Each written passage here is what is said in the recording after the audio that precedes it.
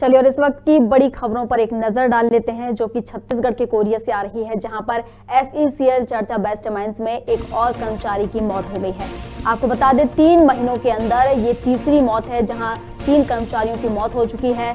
SECL Baikunthpur area का ये पूरा मामला बताया जा रहा है, जहां पर 3 महीने में 3 कर्मचारियों की मौत हो चुकी है। छत्तीसगढ़ के कोरिया की खबर हम आपको बता रहे हैं, जहां पर SECL चर्चा बेस्ट माइंड्स में एक और कर्मचारी की मौत हो गई है। और आपको बता दें कि 3 महीने में ये कर्मचारियों की तीसरी मौत है, जहां पर 3 महीने के अंदर 3 कर्मचारियों की मौत हो चुकी है। SECL बैकुंठपुर एरिया का ये पूरा मामला बताया जा रहा है, जहां पर एक बार फिर कोरिया में SECL चर्चा बेस्ट माइंड्स में एक और कर्मचारी की मौत हुई है। चलिए इस पर अधिक जानकारी के लिए कोरिया से वेद तिवारी हमारे साथ जुड़ गए हैं। वेद, जिस तरीके से हम देख रहे हैं कि ये 3 महीने में तीसरी मौत है और इसी तरह एक बार फिर SECL चर्चा बेस्ट में एक और कर्मचारी की मौत हो गई है। जी, मैं आपको बता दूं, कोरिया जिले के बैकुंठपुर चर्चा इस मुहाने के बाहर 5वें कैटेगरी की कर्मचारी की, जिनका नाम बहुरेखा पाल बताया जा रहा है, उनके हृदय हार्ट अटैक होने की वजह से मौत हो गई है। तो ये इन 3 महीनों में 5वां मामला है, जिसमें बहुत देखा जा रहा है कि विभागीय भ्रष्टाचार के कारण जो शारीरिक रूप से अस्वस्थ कर्मचारी हैं, उनको बगैर मेडिकल अनफिट प्रक्रिया की उचित के बगैर काम लिया जा रहा है, जिसकी वजह से आए दिन ये मामले घटते हैं। और मुहाने के अंदर कर्मचारी काम कर रहे थे, जिस दौरान उनका हार्ट अटैक, हृदय गति रुकने से मौत हो गई। और ये कहीं ना कहीं SECL प्रबंधन विभागीय भ्रष्टाचार का बहुत बड़ी बात सवाल है कि जब अनफिट होने के बाद भी कर्मचारियों को मुहाने में SECL में काम करने के लिए जबरदस्ती भेजा जाता है। जी जी जी। तो क्या ये पूरा भ्रष्टाचार को लेकर इस तरह की मौतें हो रही हैं? जी, ये प्रक्रिया जो शारीरिक अस्वस्थता के कारण हुआ है। मेडिकल अनफिट कर्मचारियों को मुहाने में भेजना, काम कराना, और जबकि प्रक्रिया है कि जब अनफिट हो तो उनके परिवारजनों को नौकरी की सुविधा में नौकरी मुहैया कराई जाती है। लेकिन कहीं ना कहीं ये विभागीय भ्रष्टाचार ही है, जिसके कारण आज 3 महीने बाद ये 5वीं मौत है। जो बिहार बहुरेखा पाल नाम के कर्मचारी थे, SECL के कर्मचारी थे, जो ड्यूटी के दौरान अचेत होकर खदान काम करते वक्त अचेत होकर बेहोश हो गए। जब उन्हें चर्चा सामुदायिक स्वास्थ्य केंद्र लाया गया, जहाँ पे डॉक्टरों ने जांच की, और जांच के बाद डॉक्टरों का कहना है कि हार्ट अटैक से इनकी मौत हो गई है। तो जो मृतक हैं उनके परिजनों से आपकी मुलाकात हुई है, बात हुई है इस पूरे मामले को लेकर? जी, इस घटना के बाद पूरे परिवार, पूरे घर में मातम पसरा हुआ है। अभी इस मसले पर परिवार के कोई भी सदस्य किसी भी टाइप से बात करने में असहज महसूस कर रहे हैं, क्योंकि घर में मातम की स्थिति बन चुकी है। और ये मजदूर जो थे, करीब 55 वर्षीय बताए जा रहे हैं इनकी उम्र, और हृदय हार्ट अटैक होने की वजह से मौत हो गई। कहीं ना कहीं दम घुटना बताया जा रहा है। मुहाने में SECL अंडरग्राउंड खदान है, चर्चा ईस्ट कॉलोनी, जहाँ पे काम करने वो गए हुए थे, और ये 5वीं कैटेगरी रैंक के आते हैं। मेडिकल अनफिट होने की वजह से ये इनकी मौत हुई है, जैसा बताया जा रहा है। इससे पहले भी 5 मजदूर थे, 5 मजदूर इन 3 महीनों में पांचवें मजदूर, ये इनको मिलाकर 5वें मजदूर की मौत हुई है। और विभागीय भ्रष्टाचार ही है कि इनकी नौकरी, पारिवारिक नौकरी मिलने की, जो मेडिकल अनफिट प्रक्रिया के दौरान जो परिवार की नौकरी मिलने की प्रक्रिया होती है, वो कहीं ना कहीं चूक होने की वजह से आज रेखा पाल जी की मौत हो गई। तो उनके परिजनों को क्यों नहीं दी जा रही नौकरी? आखिर क्या कारण, क्या बाधाएं आ रही हैं वहाँ पर? ये SECL प्रबंधन का विभाग ये होती है कि एक प्रक्रिया होती है, जब समानता मेडिकल अनफिट होने पर परिवारजनों को नौकरी दी जाती है। लेकिन अब इनकी मौत जो हुई है तो ड्यूटी के दौरान हुई है, तो अब इसके बाद अनुकंपा नियुक्ति का प्रक्रिया रहेगा। लेकिन कहीं ना कहीं अगर विभाग इस पर पहले ही अमल करते तो आज रेखा पाल जी की मृत्यु न हुई होती और वो जीवित होते। तो क्या किसी तरह की मुआवजे की मांग की गई है कि हाँ मुआवजे दिया जाएगा उनको, या परिवारजनों के द्वारा की मुआवजे की मांग की गई किसी तरह की? जी, ये जो प्रक्रिया है, SECL प्रक्रिया होता है, इसके तहत जो मुआवजा और अनुकंपा नियुक्ति जो है वो विभागीय SECL के थ्रू होना है, और वो प्रक्रिया अभी विलंब है। लेकिन हाँ, कहीं ना कहीं देखा जाए तो विभागीय भ्रष्टाचार ही है। जो अनफिट व्यक्ति हैं, कर्मचारी हैं, शारीरिक रूप से अस्वस्थ हैं, उनसे ये एससीएल प्रबंधन जो कार्य ले रहा है, जिसकी वजह से आज रेखापाल जी की मौत हो गई। अब इस घटना के बाद उनको मुआवजे के तौर पर और उनको नियुक्त परिवार को एक नौकरी मिलनी है, लेकिन आज यही प्रक्रिया को पहले कर दी जाती। जो शारीरिक रूप से अस्वस्थ हैं उनको, उनके परिजनों को नौकरी मुहैया करा दी गई होती तो आज रेखापाल की मौत नहीं होती। जी। क्या इससे जो जुड़े अधिकारी हैं उनसे आपकी बात हुई है कि आखिर क्यों उनके साथ ये नाइंसाफी की जा रही, क्यों उन्हें नौकरी नहीं दी जा रही उनके परिजनों को, या उन्हें मुआवजा नहीं दिया जा रहा? उनकी बात हुई आपके अधिकारियों से? अधिकारी साफ बचते हुए नजर आ रहे हैं। इस घटना के बाद ही 5वीं मौत है 3 महीनों के अंदर, और इसके बाद अधिकारी अब इस मामले से, मसले से अपने आप को बचाते हुए नजर आ रहे हैं और कोई भी आधिकारिक बयान देने से कतरा रहे हैं।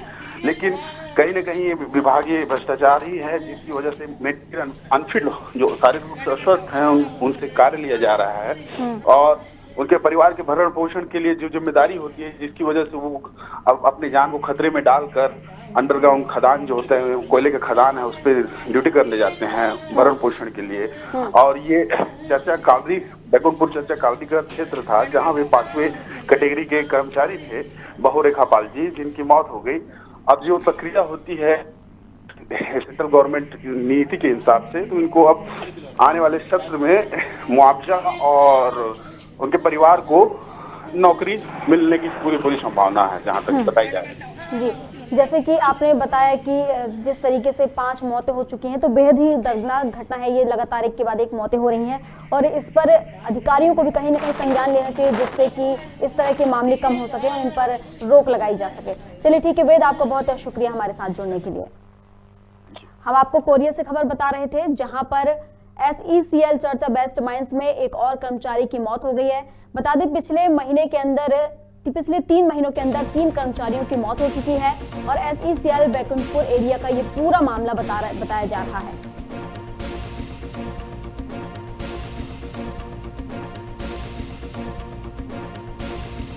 चलिए और अगली खबर की ओर रुख कर लेते हैं, जहां पर भोपाल की बात करें अगर हम, तो MP में कड़ाके की ठंड है। अभी MP में, प्रदेश में देखा जाए तो अभी ठंडी का सितम है, पूरा कहर छाया हुआ है ठंडी का। प्रदेश में कड़ाके की ठंड है जिसके चलते येलो अलर्ट जारी कर दिया गया है, और गरज चमक के साथ बौछार पड़ने का भी अलर्ट है, ऐसी खबर आ रही है।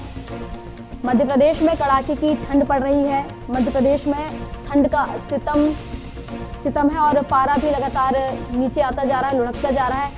हम आपको मध्य प्रदेश में बता रहे हैं जहां पर कड़ाके की ठंड है इस वक्त, और प्रदेश में कड़ाके की ठंड के चलते येलो अलर्ट जारी कर दिया गया है। और आपको बता दें गरज चमक के साथ बौछार पड़ने का भी अलर्ट जारी किया गया है, ऐसी खबर मिल रही है हमें। यहाँ पर मध्य प्रदेश में कड़ाके की ठंड है, ठंड के चलते पूरे शहर में, पूरे देश में, अभी पूरे प्रदेश में ठिठुरन बढ़ गई है और लगातार पारा नीचे लुढ़कता जा रहा है ठंड के चलते। मध्य प्रदेश में कड़ाके की ठंड है प्रदेश में। चलिए और इस पर अधिक जानकारी के लिए विवेक शर्मा भोपाल से हमारे साथ जुड़ गए हैं। विवेक, जिस तरीके से हम देख रहे हैं कि MP में किस तरीके से कड़ाके की ठंड है, उसका ठंड का सितम छाया हुआ है, तो आज का अगर अपडेट जाने हम, तो क्या अपडेट है आज की? प्रियंका, बिल्कुल मध्य प्रदेश में जो है ठंड पूरे सितम पर है, जहां एक और कोरोना को लेकर सरकार अलर्ट कर रही है, वहीं दूसरी ओर मौसम विभाग ने भी जो है प्रदेश को ठंड को लेकर अलर्ट किया है। प्रदेश में जो है MP कोल्ड डे अलर्ट कर दिया गया है। प्रदेश में कड़ाके की ठंड को लेकर येलो अलर्ट कर दिया गया है। और आपको एक बात बता दूं कि अगले जो है 1-2 दिन में शहडोल, भोपाल और बैतूल संभाग जो है जिले, उनमें पानी गिरने की आशंका है, बारिश की आशंका का भी अलर्ट किया गया है। और इंदौर भोपाल जो है, इंदौर भोपाल, सिवनी, नरसिंहपुर, रतलाम, उज्जैन, आगर, दतिया, गुना, शिवपुरी, इन जिलों में शीतलहर 2-3 दिन जो है रहेगी, इसके लिए भी येलो अलर्ट जारी किया गया है। और MP में सबसे बड़ी बात जो है वो 10 जिले जो है कोहरे के लिए अलर्ट किए गए, और आने वाले दिनों में जो है ठंड का कहर और बढ़ेगा। देखिए अगर हम पारे की बात करें आज के तापमान की, तो आज का पारा कितना है? 24 घंटे की अगर हम बात करें तो 24 घंटे में अगर मौसम का पारा देखें तो कितना है अभी? मैं आपको बता दूं प्रियंका कि अगले जो है 3 दिन और जो बीते 24 घंटे से जो है ग्वालियर का जो न्यूनतम तापमान आंका गया था वो 6.1 डिग्री मापा गया था, और वहीं इंदौर का जो है 7.4 डिग्री मापा गया था, और भोपाल जो है 7.7 जो मापा गया था, और जबलपुर जो है 5 दशमलव के लगभग कुछ मापा गया था। और बीते दिन जो है आज आप जैसे प्रियंका समझ रही होंगे, आज काफी तेज ठंड है जो जिसको लेकर जो है सरकार अलर्ट कर रही है बार बार, और 24 घंटे में जो है शीतलहर और घने कोहरे के साथ कड़ाके की ठंड रहेगी। देखिए विवेक, एक तरफ तो कोरोना का कहर और दूसरी तरफ कड़ाके की ठंड, इन दोनों ने मिलकर कहीं ना कहीं लोगों के लिए मुश्किलें बढ़ा दी हैं। बिल्कुल प्रियंका, कोरोना जो है देखिए सामान्य तौर पर सर्दी अगर होती है तो उसमें जुकाम खांसी वगैरह होता ही है, लेकिन अब जो है कोरोना भी है, तो ऐसे में आम आदमी के लिए एक बड़ी समस्या खड़ी हो गई, क्योंकि सर्दी के कारण जुकाम सर्दी खांसी होना और कोरोना का होना, ये दोनों चीजें जो है एक समान हो गई, लेकिन अब इनमें आम आदमी अंतर कैसे साफ करेगा ये उसके लिए मुश्किल हो गई है। वहीं क्यों कुछ ना कुछ जो है कोरोना को लेकर या जुकाम होता है तो उसको अपना टेस्ट कराना रहेगा। तो आपको क्या लगता है कि ठंड के सितम के चलते क्या कोरोना का ग्राफ बढ़ सकता है? जिस तरीके से ठंड पड़ रही है, पता नहीं चल रहा है कि सर्दी जुकाम है या खांसी है या कोरोना है, तो क्या इसके चलते जो कोरोना है वो बढ़ सकता है? प्रियंका बिल्कुल, मैं आपको बता दूं कि कोरोना जो है ठंड से कारण तो बढ़ेगा ही, और वहीं सबसे मेन बात जो है लोगों को कहीं ना कहीं मास्क और सैनिटाइजर और 2 गज की दूरी के साथ चलना होगा, और इनमें अंतर समझना होगा। जो आम सर्दी खांसी जुकाम है और कोरोना जो है उसको उसका अंतर एक ही चीज से समझा सकता है, और वो अपनी जांच कराकर और अपना ख्याल रखकर जो है पूरी तरीके से रह सकते हैं। लोगों में कितना असर देखा जा रहा है ठंडी को लेकर? प्रियंका, ठंड जो कहर बनकर टूट रही है, जो शीतलहर और कोहरे का जो अलर्ट जारी किया है, उस हिसाब से जो है लोग अलाव और अपने जो है गर्म कपड़ों का सहारा ले रहे हैं, और कहीं ना कहीं जिसके कारण जो है बहुत तेजी से ठंड बढ़ी है, जिसके लिए लोग अलाव और कई सारी चीजों को लेकर जो है ठंड को भगाने का, दूर करने का प्रयास कर रहे हैं। विवेक, अगर हम भोपाल की बात करें तो जिस तरीके से अभी हम देख रहे हैं कि पिछले कुछ दिनों से ठंड काफी ज्यादा है, ठंड का कहर काफी ज्यादा दिखाई दे रहा है, तो क्या इसको लेकर मार्केट में भी कोई असर देखने को मिल रहा है? बिल्कुल प्रियंका, मैं आपको बता दूं, जो भोपाल में 2 दिन 3 दिन से ठंड बढ़ी है उसको लेकर व्यापारी वर्ग अपनी दुकानें जल्दी बंद करके जो है घर चला जाता है, क्योंकि ग्राहक जो है शाम को 8 बजे तक ही 7 बजे तक ही मार्केट में रह रहे हैं, और इसको लेकर जो है ठंड जो बढ़ी है जिस प्रकार, उस हिसाब से जो है लोग जल्दी घरों में जाते हैं। और मैं आपको एक और बात बता दूं कि जहां एक और ठंड बढ़ी है, वहीं जो है सामाजिक लोग जो समाज की मदद की भावना से जो घूमते हैं, उन लोगों ने जो है अपना भी कार्य करना शुरू कर दिया है। फुटपाथ पर जो असहाय लोग रहते हैं उनके लिए कंबल और कई सारे गर्म कपड़े जो है वितरित किए जाने लगे हैं, शुरू हो गए हैं। और वहीं सरकार जो है रैन बसेराओं में जो व्यवस्था कर रही है, और कुछ सामाजिक लोगों ने जो समितियां होती हैं उन लोगों ने भी जो है प्राइवेट तौर पर किसी हॉल को लेकर उसमें भी रैन बसेरे की जो असहाय लोग हैं उनके लिए व्यवस्था की गई है। प्रियंका, मैं आपको बता दूं, बीते कुछ 2 या 3 दिन पहले ये व्यक्तिगत मेरी बात है, मेरे सामने जो है बैरागढ़ में एक लगभग 60 वर्षीय 65 वर्षीय बुजुर्ग की जो है ठंड के कारण मृत्यु हो गई। वो फुटपाथ पर सोते थे। तो जिस तरीके से आपने अभी बताया कि फुटपाथ पर सोते एक बुजुर्ग की मौत हो गई है, तो ऐसे कई लोग हैं, छोटे छोटे हमने बच्चे देखे हैं, कई गरीब लोग हैं ऐसे जो फुटपाथ पर सोते हैं, जिनके पास रहने के लिए घर नहीं है, खाने के लिए खाना नहीं है। तो ऐसे कई लोग फुटपाथ पे हमने देखे हैं, और जो अभी ठंडी देख रहे हैं काफी ज्यादा है, तो इसको लेकर क्या उन लोगों के लिए किसी प्रकार की कोई व्यवस्था की जा रही है? बिल्कुल प्रियंका, मैं बता दूं, सरकार ने जो है पहले से ही रैन बसेरे जो है चलते हैं सरकार के, और उसमें जो है कंबल रजाइयों की व्यवस्था रहती है। और वहीं सामाजिक लोग भी अपनी तरफ से, पूरी जो आम आदमी है उनमें कई जो क्या कहते हैं, जो समाज के लोग हैं वो समितियां बनाकर अपने टोली निकाल कर जो है रात को जाते हैं, और जो भी फुटपाथ पर बुजुर्ग, असहाय, युवा जो भी दिखता है उनको कंबल वितरित करते हैं। और भोजन पानी सब जो है मदद कर रहे हैं इस समय ठंड भी और कोरोना के चलते, दोनों के चलते जो है लोग एक दूसरे की मदद की भावना में हैं। चलिए विवेक, आपका बहुत शुक्रिया हमारे साथ जुड़ने के लिए। हम आपको बता रहे थे ठंड से जुड़ी खबर, जहां मौसम विभाग ने येलो अलर्ट जारी कर दिया है। और पिछले हम अगर 2-3 दिनों की बात करें तो काफी ज्यादा ठंड नजर आ रही है, जिसके चलते अभी हमारे संवाददाता विवेक ने हमें बताया कि एक वृद्ध की मौत भी हो चुकी है ठंड के चलते।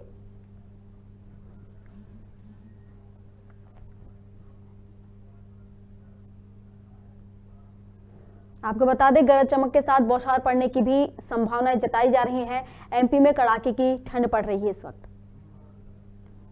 चलिए, और एक और खबर आ रही है छत्तीसगढ़ के कोरिया से, उसकी ओर हम रुक कर लेते हैं, जहां पुलिस अधीक्षक की बड़ी कार्रवाई सामने आई है। आपको बता दें, 2 ट्रकों में 52 टन अवैध कबाड़ मिला है। कबाड़ की कीमत 40 लाख रुपए। अवैध कबाड़ियों पर कार्रवाई की गई है। आपको बता दें, कबाड़ की कीमत 40 लाख रुपए बताई जा रही है। वहीं पर अवैध कबाड़ियों पर कार्रवाई की जा रही है।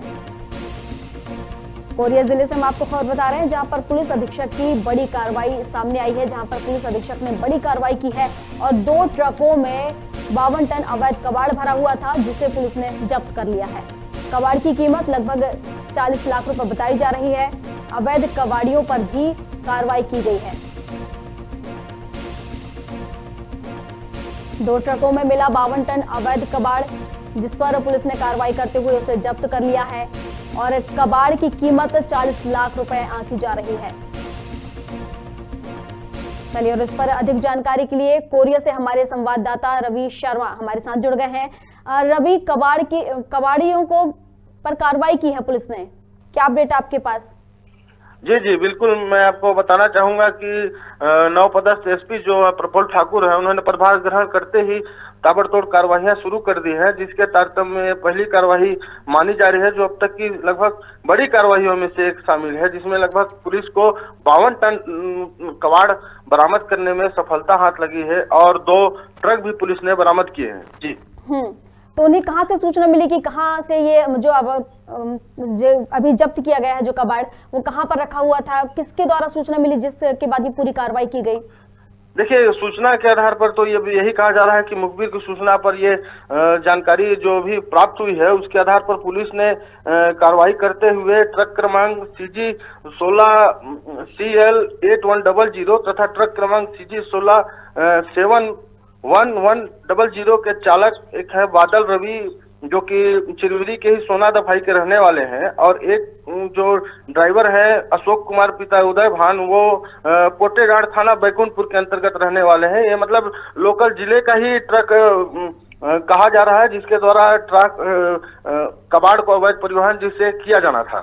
तो इनमें कितने कबाड़ियों को गिरफ्तार किया पुलिस ने? कितने लोग शामिल थे इसमें? फिलहाल तो जितने लोग भी शामिल है पुलिस उनकी तलाश में लगी हुई है, लेकिन वर्तमान में जो ट्रक चालक है वो एक बादल रवि पिता बलराम रवि निवासी भीम दफाई सोनामणि चिरमिरी, और एक अशोक कुमार पिता उदय भान पनिका निवासी पोटेगाड़ थाना बैकुंठपुर, इनको गिरफ्तार किया गया है सूचना के मुताबिक, और 2 ट्रक जब्त किए गए हैं कबाड़ से भरे हुए। देखिए, जिन लोगों को गिरफ्तार किया जा चुका है, क्या उनसे पूछताछ की गई? क्या और खुलासे होने की उम्मीद है उनसे? जी जी बिल्कुल बिल्कुल, और भी खुलासा होने की उम्मीद है, और ड्राइवर उनके द्वारा कहां से कबाड़ लोड किया गया और उसमें कौन लोग शामिल थे लोड करवाने वाले, इन सब की कार्रवाई पर पुलिस फिलहाल लगी हुई है। और पुलिस से अभी तक संपर्क तो नहीं हो पाया है, लेकिन फिर भी जो भी सूत्रों के अनुसार पुलिस इस पर विशेष विचार करके और कार्रवाई करने में लगी हुई, पतासाजी में अपने उन्होंने मुखबिरों का जाल फैला रखा है कि कहां से कबाड़ लोड हो रहा था और किस प्रकार कबाड़ियों के पास इतना बड़ा स्टॉक होने के बावजूद पुलिस को सूचना नहीं लग सकी। इन सब बातों पर लगभग पुलिस इनके तलाश में लगी हुई है। जिस तरह से ये जो कबाड़ियां अवैध रूप से कबाड़ का कारोबार कर रहे थे, तो कहीं ना कहीं इतनी बड़ी मात्रा में अगर ये कबाड़ पकड़ा है तो कहीं ना कहीं इनके जो तार हैं कहीं ना कहीं जुड़े हो सकते हैं। आपकी क्या पुलिस प्रशासन से कोई बात हुई है इस मामले पर? जी बिल्कुल, पुलिस प्रशासन से संपर्क करने का प्रयास लगातार हमारे द्वारा किया जा रहा है, लेकिन अब तक जो सूचना मिली है उसके आधार पर तो अब यही कहा जा सकता है कि कुछ संरक्षण तो कबाड़ियों को प्राप्त रहा होगा, जिसकी वजह से वो इतना बड़ा स्टॉक अपने पास रखे हुए थे और इतनी बड़ी मात्रा में ले जाने की फिराक में थे। हो सकता है कि उनके मन में ये बात थी कि अभी पुराने एसपी संतोष सिंह जी के तबादला होने के बाद नवपदस्थ एसपी जो ट्रांसफर लिए हैं, इसी बीच में इस कबाड़ को खपाया जा सके, लेकिन नवपदस्थ एसपी श्री प्रफुल्ल ठाकुर के द्वारा ताबड़तोड़ कार्यवाही में इस दोनों ट्रकों को जब्त किया गया और फिलहाल दोनों चालकों को हिरासत में लेकर पूछताछ की जा रही है। देखिए, इनको जो कबाड़ मिल रहा है वो कहाँ से मिल रहा था और कहाँ पर खपाने जा रहे थे ये लोग? जी, जानकारी जहां तक अब यह है कि ये तो कबाड़ बड़े शहरों में खपाने की तैयारी थी और जो मिलने की बात है तो संभवतः उसको एक बड़ी वजह इस अवैध कबाड़ का मुख्य स्रोत चिरमिरी में जो बंद पड़ी खदानें जिनको शासन के द्वारा एसईसीएल के द्वारा बंद कर दिया गया है, उनसे भी भारी मात्रा में कबाड़ अवैध कबाड़ चोरों के द्वारा निकाला जा रहा है। और जो चालू खदान है उसमें भी बाकायदा कई बार ऐसी सूचनाएं मिलती हैं कि अवैध कबाड़ चोरों के द्वारा एक बकायदा गैंग बना करके सुरक्षा कर्मियों के ऊपर धावा बोल करके उनको डरा धमका करके और कबाड़ की चोरी खदान के अंदर से कर ली जाती है। संभवतः चिरमिरी क्षेत्र में क्या कई खदानें छोटी बड़ी जो आज के डेट में बंद हो चुकी हैं, उनमें बहुत ही लोहा और भी रखा हुआ है जो कबाड़ की श्रेणी में, उसी को संभवतः कबाड़ चोर चुराते हैं। इसी की वजह से चिरमिरी में ज्यादा स्टॉक कबाड़ियों के पास उपलब्ध होता है। देखिए, जिस तरीके से अभी आपने बताया कि बंद पड़े खदान में से ये चोरी कर रहे हैं, अवैध कबाड़ी जो है अवैध कबाड़ लेकर आ रहे हैं, तो कहीं ना कहीं इससे प्रशासन की लापरवाही तो साफ नजर आ रही है कि अगर बंद है वो अवैध कर दिया गया है तो फिर वहां से किस तरीके से कैसे निकाला जा रहा है वो कबाड़? जी बिल्कुल, इसमें प्रशासन की पूरी लापरवाही है कि चूंकि जब कोयला निकालने के बाद यदि खदान बंद हो चुकी है तो उसको विधिवत बंद किए जाने का भी प्रावधान तमाम नियमों में है, लेकिन अब शायद उन नियमों का पालन नहीं किया जाता क्योंकि बंद पड़ी खदानों को फिर जो कोयला जब निकल जाता है खदानों से बंद करने के बाद उसमें एसईसीएल को जो भी संभावित कोयला कंपनियां हैं जिनके द्वारा खनन किया जाता है उनको भरने में कुछ पैसा लगता है जो कि वो अपना करना नहीं चाहते, इसलिए अपने दायित्व का निर्वहन न करते हुए कोयला निकालने के बाद में खदानों को यूं ही छोड़कर चले जाते हैं, जिसमें कई बार अवैध कबाड़ चोर सक्रिय हो जाते हैं। इसके बाद अभी चिरमिरी में आप एक खदान के मामला देखेंगे कि लगभग 30 से 35 साल हो चुके हैं, उसके अंदर आग लगी हुई है, लेकिन प्रशासन उसको बुझाने में नाकामयाब हुआ है। तो कुल मिलाकर कहा जाए कि प्रशासन की लापरवाही है, इस वजह से ऐसे तत्वों को बढ़ावा मिल रहा है। चलिए ठीक है, आपका बहुत शुक्रिया रवि हमारे साथ जुड़ने के लिए। जी। हम आपको कोरिया से खबर बता रहे थे जहां पर पुलिस अधीक्षक की बड़ी कार्रवाई सामने आई है, जहां पर 2 ट्रकों में 52 टन अवैध कबाड़ को जब्त किया गया है और कबाड़ की कीमत लगभग 40 लाख रुपए आंकी जा रही है। अवैध कबाड़ियों पर भी कार्रवाई की जा रही है। चलिए अगली खबर की ओर बढ़ते हैं, जहां एक और खबर अब भोपाल से आ रही है। मध्य प्रदेश के भोपाल से खबर आ रही है, जहां पर नवोदय विद्यालय में कोरोना का बम फूटा है। आपको बता दें कि 3 शिक्षक 24 बच्चे समेत 27 लोग पॉजिटिव मिले हैं। स्कूल प्रशासन की भी लापरवाही सामने आ रही है। इस पर बड़ी खबर हम आपको बता रहे हैं, जहां पर हम देख रहे हैं कि प्रदेश में लगातार कोरोना बढ़ रहा है, कोरोना की लहर बढ़ रही है और ऐसे अनुमान लगाया जा रहा है, ऐसी आशंका है कि ऐसी संभावना है, कहना चाहिए कि जो फरवरी का स्टार्टिंग मंथ होगा उस पर पीक पर होगा ये कोरोना। चलिए इस पर अधिक जानकारी के लिए हमारे साथ भोपाल से प्रदीप तलरेजा हमारे साथ जुड़ गए हैं, हमारे सहयोगी। प्रदीप, देखिए लगातार कोरोना बढ़ रहा है और एक बार फिर भोपाल में अगर हम बात करें तो भोपाल के नवोदय विद्यालय में कोरोना का विस्फोट हुआ है। जी प्रियंका, लगातार जिस प्रकार से प्रदेश के अंदर कोरोना की रफ्तार काफी पीक पे चल रही है, देखा जा रहा है कि लगातार जो लोग हैं काफी कोरोना से संक्रमित हो रहे हैं। अगर आंकड़े भोपाल की अगर हम बात करें, राजधानी भोपाल में कल जो है 24 घंटे के अंदर 900 से ज्यादा जो है फिर से कोरोना के मरीज मिले, तो कहीं ना कहीं सरकार के लिए चिंता का विषय था। लेकिन लगातार ये भी देखा जाए कि प्रदेश में बच्चों के ज्यादा संक्रमित होने के चलते अब जो है स्कूल भी बंद कर दिए गए। लेकिन स्कूल बंद होने से पहले ही जो है कोरोना का बड़ा विस्फोट जो है राजधानी भोपाल में देखा गया था। यहाँ के एक नवोदय विद्यालय के अंदर 24 बच्चे और 3 शिक्षक जो है वो कोरोना संक्रमित पाए गए हैं। लगातार जिस प्रकार से ये मामला देखा जा रहा है, क्योंकि इसमें ये बताया जाए कि शिक्षक थे वो कुछ समय से बीमार चल रहे थे, जिसके कारण ये पूरा जो है मामला जो है वो संज्ञान में आया है। जी देखिए, जिस तरीके से 24 बच्चे और 3 शिक्षक, मतलब टोटल मिला के कहना चाहिए 27 लोग पॉजिटिव पाए गए हैं, तो स्कूल प्रशासन ने क्या इस ओर ध्यान नहीं दिया, जिसके चलते इतनी बड़ी लापरवाही सामने आ रही है? देखिए, बिल्कुल इसमें शासन प्रशासन की कहीं ना कहीं बड़ी लापरवाही भी इसमें देखी जा रही है। जब शिक्षक लगातार बीमार चल रहे थे तो ऐसे में शिक्षकों को स्कूल आने देना नहीं चाहिए था, या उनको जो भी प्रिकॉशंस थे वो उनको करने चाहिए थे। लेकिन लगातार जो है शिक्षक स्कूल में आ रहे थे, बच्चों के संपर्क में आ रहे थे, जिसके बाद जो है यहाँ पढ़ने के जो बच्चे जो आ रहे थे कहीं ना कहीं उसकी वजह से संक्रमित हुए। लगातार देखा जा रहा है कि प्रदेश के अंदर जिस प्रकार से माहौल बना हुआ है, उस माहौल को कहीं ना कहीं सरकार को रोकने के लिए कड़े कदम उठाने चाहिए। वो कहीं ना कहीं वो लापरवाही जो है वो प्रशासन की देखी गई, जिसके कारण जो है ये 27 लोग जो है संक्रमित हुए। देखिए प्रदीप, ये जो संक्रमित हुए हैं तो क्या ये होम आइसोलेट हैं या फिर इन्हें हॉस्पिटल की जरूरत पड़ी? देखिए, अभी तक जो जानकारी हमारे पास निकल के आ रही है उसमें भी ये बताया जा रहा है कि जो 27 लोग हैं, मतलब 24 बच्चे और 3 शिक्षक जो है अभी होम आइसोलेशन पे हैं और लगातार इनकी स्थिति ठीक है, कोई ज्यादा कोई गंभीर ऐसा कोई देखने वाली बात नहीं आ रही है। लेकिन जो बच्चों में संक्रमण की दर है कहीं ना कहीं बढ़ रही है, उसको लेकर सरकार ने कदम तो उठाए हैं, लेकिन और इससे ज्यादा कड़े कदम उन लोगों को उठाने चाहिए जो ये माना जाए कि संक्रमित थे और उसके बावजूद भी जो है वो स्कूलों में पढ़ा रहे हैं। तो ऐसे में कहीं ना कहीं बच्चों की जिंदगी के साथ खिलवाड़ जो है उन शिक्षकों के द्वारा किया गया है। लेकिन जिला प्रशासन को शासन को चाहिए कि ऐसे सभी स्कूलों में जो अब तो हालांकि ये है कि स्कूलों की छुट्टियां कर दी गई है 31 जनवरी तक, लेकिन ऐसे शिक्षकों के खिलाफ भी कानूनी कार्रवाई की जानी चाहिए कि अगर वो संक्रमित है तो उसके बाद भी वो स्कूल आए और बच्चों के साथ पढ़ा रहे हैं। कहीं ना कहीं ऐसे शिक्षकों पर जो है लापरवाही की जो वजह है उसको मिलनी चाहिए। जी बिल्कुल प्रदीप, बिल्कुल सही कहा आपने कि जिस तरीके से इन शिक्षकों ने बच्चों की जिंदगी के साथ खिलवाड़ किया है तो इन शिक्षकों के खिलाफ कार्रवाई तो होनी चाहिए। और स्कूल पर क्या स्कूल प्रशासन है जो इस पर क्या प्रशासन ने कोई कार्रवाई की है? जिस तरीके से शिक्षक पॉजिटिव थे उसके बाद भी स्कूल आ रहे थे और वहाँ के प्रिंसिपल ने भी ध्यान नहीं दिया वहाँ उनमें, और उसके बाद भी लगातार वो पढ़ा रहे थे बच्चों को, जिसके चलते बच्चे संक्रमित हो गए। देखिए, लगातार अब जिस प्रकार से मामला संज्ञान में आया है, अब जिला कलेक्टर जो है या क्राइसिस मैनेजमेंट के जो ग्रुप के जो लोग हैं, अब उसको संज्ञान लेने के बाद जो भी उचित कार्रवाई होगी वो उनके खिलाफ होनी चाहिए। लेकिन अभी तक की जो फिलहाल स्थिति है, चूंकि संक्रमण की जो स्थिति है वो काफी गंभीर होती जा रही है, लगातार आंकड़े बढ़ते जा रहे हैं। तो ऐसे में जो है सरकार को कहीं ना कहीं ये चाहिए कि जो 20,000 से ज्यादा आंकड़े हो चुके हैं, अब उसको रोकने के लिए प्रशासन को और थोड़े बड़े कदम उठाने चाहिए ताकि जो ज्यादा से ज्यादा लोग हैं वो संक्रमण से बच सके। देखिए, आपके प्रिंसिपल से कोई बात हुई है? अगर हम बात करें नवोदय विद्यालय के वहाँ के जो प्रिंसिपल है उनसे आपकी कोई बात हुई? किस तरह से लापरवाही जिस तरह से की गई है स्कूल में, तो इसको लेकर कोई बात हुई आपकी? देखिए, लगातार जिस प्रकार से हम चर्चा कर रहे हैं कोरोना को लेकर, हम नवोदय विद्यालय के स्कूल में भी हमने संपर्क साधने की कोशिश की, हालांकि स्कूल तो उस समय बंद है, इसलिए वहाँ के किसी भी अधिकारी से हमारी बात नहीं हो पा रही है।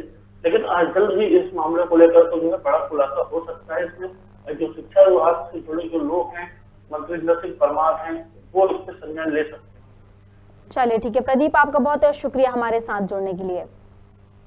हम आपको बता रहे हैं जिस तरीके से प्रदेश में लगातार कोरोना बढ़ रहा है और ऐसी संभावनाएं हैं कि पीक पर होगा कुछ ही दिनों में कोरोना। उसके बाद भी नवोदय विद्यालय की एक बड़ी लापरवाही सामने आई है, जहां पर शिक्षकों के द्वारा बच्चों की जिंदगी को जोखिम में डाला गया, जिसके चलते शिक्षक पॉजिटिव थे, इसके बाद भी उन्होंने 24 बच्चों को पॉजिटिव कर दिया और उनकी जिंदगी को खतरे में डाल दिया, जिससे कि साफ तौर पर स्कूल प्रशासन की लापरवाही साफ नजर आती है। चलिए और एक बार फिर हम अगली खबर की ओर बढ़ते हैं, जहां पर छत्तीसगढ़ से एक बार फिर खबर आ रही है अंबिकापुर से, जहां पर 20 लाख रुपए के साथ मैनेजर लापता हो गया है। आपको बता दें कि 36 घंटे बाद भी पुलिस अब तक उस मैनेजर का सुराग नहीं लगा पाई है। पेट्रोल पंप के पास कार बरामद हुई है, उसके बाद भी अभी तक 36 घंटे बीत जाने के बाद भी मैनेजर का पता नहीं चल पाया है। 20 लाख रुपए के साथ मैनेजर लापता हो गया था, 36 घंटे बीत चुके हैं, उसके बाद भी पुलिस अब तक इस पर सुराग नहीं लगा पाई है। आपको बता दें कि पेट्रोल पंप के पास कार खड़ी मिली है, मैनेजर की बरामद की गई है पुलिस के द्वारा, लेकिन अभी तक मैनेजर का कोई सुराग नहीं मिला है। 36 घंटे बाद भी पुलिस सुराग नहीं लगा पा रही है। तो उसका जो उसके यहाँ काम करता था वो सूरजपुर और विश्रामपुर इधर पैसा कलेक्शन के लिए आया था, जो उसकी दुकान का सामान बिक्री का पैसा कलेक्शन होता है। उसको वो लेने के बाद उसका जो गाड़ी था वो केनापारा के आगे खड़ा हुआ पाया गया और वो व्यक्ति गायब है। तो उसमें थाना जयनगर में गुम इंसान कायम की गई है और उसकी पतासाजी में टीम लगी हुई, पतासाजी की जा रही है। सर, पतासाजी में अब तक किन किन पहलुओं पर जांच हुई, किन बिंदुओं पर, और क्या अब तक निकल कर आ रहा है सर? अभी उसमें पतासाजी कर रहे हैं। उनकी गाड़ी जो है वहाँ पे खड़ी हुई थी और वो व्यक्ति का मोबाइल बंद था और तब से वो लापता है। तो उसमें हमारी टीम लगी हुई है और पतासाजी कर रहे हैं कि क्या घटना हुई है और उसमें पूरे हम लोग प्रयास में लगे।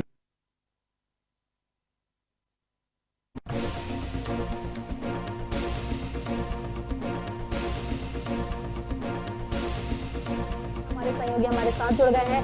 श्रवण, 20 लाख रुपए के साथ मैनेजर लापता हो गया है जिसका पुलिस अब तक सुराग नहीं लगा पाई है।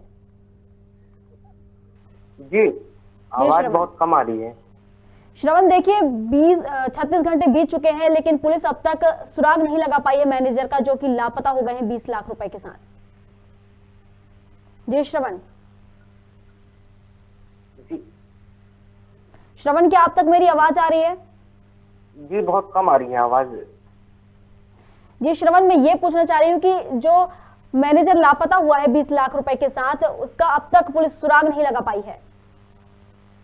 जी बिल्कुल बिल्कुल, मैं आपको बता दूं कि ये अंबिकापुर का मारुति ट्रेडर्स के संचालक है सुभाष अग्रवाल। इनके यहाँ ये जो लापता युवक है मनोज कुमार बंसल, ये वसूली का काम करता है और गुरुवार को ये वसूली के सिलसिले में सूरजपुर, विश्रामपुर और तमाम जो जहाँ जहाँ इनके वसूली का काम था वो वसूली का काम करके गया हुआ था, लेकिन वो वापस नहीं आया। और वापस नहीं आने पर जो उनके संचालक हैं वो इसका जानकारी क्या है, तो इनकी जो गाड़ी है वो गुरुवार को जयनगर थाने से लगभग 2 किलोमीटर दूर एक पेट्रोल पंप है, वहाँ पे लावारिस हालत में वहाँ मिली। जिसके बाद जो है पूरे प्रशासन में हड़कंप हो गया, क्योंकि वो वसूली की जिस तरह से उसके संचालक हैं वो पता किए तो लगभग 20 लाख रुपए राशि के साथ वो वापस लौट रहा था। इस दौरान कहीं अनहोनी ना हो जाए ऐसा विचार उनके मन में आया और वो थाने में संपर्क किया। फिलहाल अभी तक 36 घंटे हो चुके हैं, उस युवक को पुलिस तलाश नहीं कर पाई है और मौके पर चूंकि जैसे ही 20 लाख रुपए का मामला था तो कहीं ये लूट का वजह तो नहीं है या फिर स्वयं भी तो नहीं लेके भागा है। इसकी पुलिस जो है जांच कर रही है, लेकिन अभी तक 36 घंटे हो चुके हैं, अभी तक उस युवक की ना उससे किसी तरह से अनहोनी की किसी तरह की सूचना अभी तक नहीं मिल पाई है। देखिए, जो मारुति ट्रेडर्स के मैनेजर हैं उनका नाम क्या है और वो कहां पर पैसा कलेक्शन करने गए थे? पैसा कलेक्शन करने गए थे। देखिए, ये पैसा जो वसूली करके वो अंबिकापुर ही वापस आ रहा था।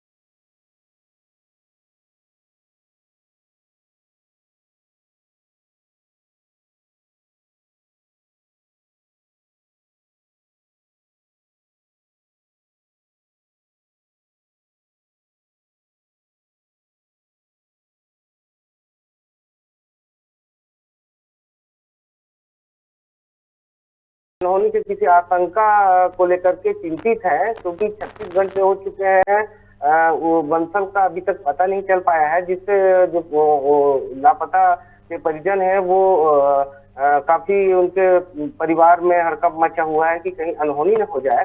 हालांकि अब तो ये जांच के विषय है और पुलिस जो है अभी तक उसको नहीं पकड़ पाई है। जब अगर पकड़ लेगी या फिर किसी तरह की सूचना होगी तो भी हो पाएगा कि आखिर में वो 20 लाख रुपए को स्वयं लेकर भागा है या फिर किसी अनहोनी मतलब कोई लूट कर छीन कर उसके साथ कोई वारदात को अंजाम दिया है। जी तो परिजनों ने जो आशंका जताई है वो किस तरह की आशंका जताई है? जी श्रवण, क्या आप मुझे सुन पा रहे हैं?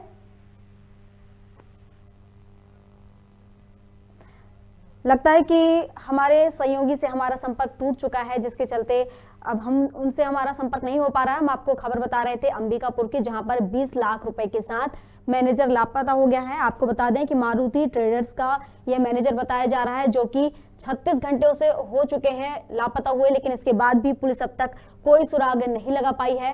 पेट्रोल पंप के पास उसकी कार बरामद हुई है, इसके बाद भी 36 घंटे बीत जाने के बाद भी पुलिस अब तक कोई सुराग नहीं लगा पाई है।